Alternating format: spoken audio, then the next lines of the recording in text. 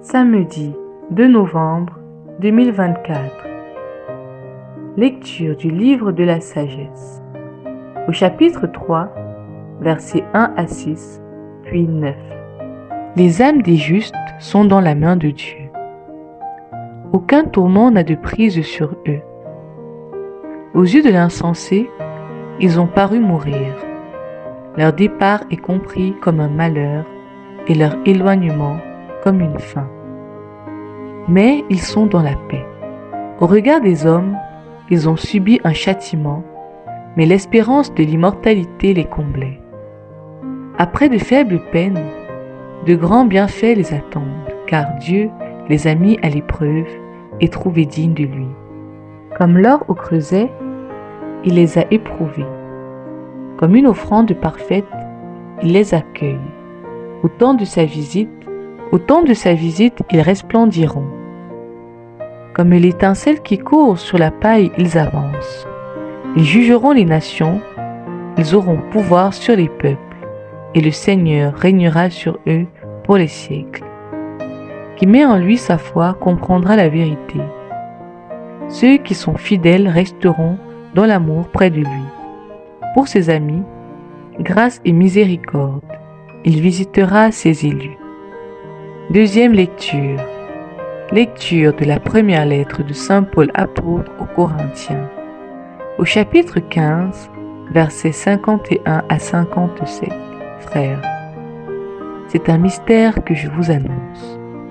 Nous ne mourrons pas tous, mais tous nous serons transformés, et cela en un instant, en un clin d'œil.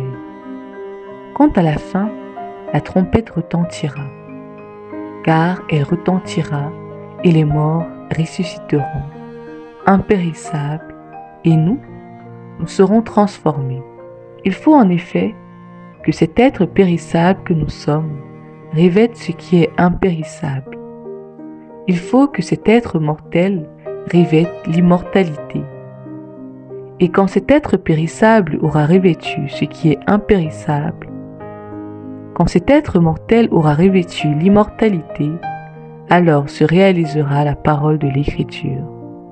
La mort a été engloutie dans la victoire. Ô mort, où est ta victoire? Ô mort, où est-il ton aiguillon? L'aiguillon de la mort, c'est le péché. Ce qui donne force au péché, c'est la loi. Rendons grâce à Dieu qui nous donne la victoire par notre Seigneur Jésus-Christ. Évangile de Jésus-Christ selon Saint Jean. Au chapitre 6, versets 37 à 40. En ce temps-là, Jésus disait aux foules, « Tous ceux que me donne le Père viendront jusqu'à moi. Et celui qui vient à moi, je ne vais pas le jeter dehors, car je suis descendu du ciel pour faire, non pas ma volonté, mais la volonté de celui qui m'a envoyé. Or, telle est la volonté de celui qui m'a envoyé, que je ne perde aucun de ceux qu'il m'a donnés, mais que je les ressuscite au dernier jour. Telle est la volonté de mon Père, que celui qui voit le Fils et croit en lui ait la vie éternelle, et moi, je le ressusciterai au dernier jour. » Parole du Seigneur.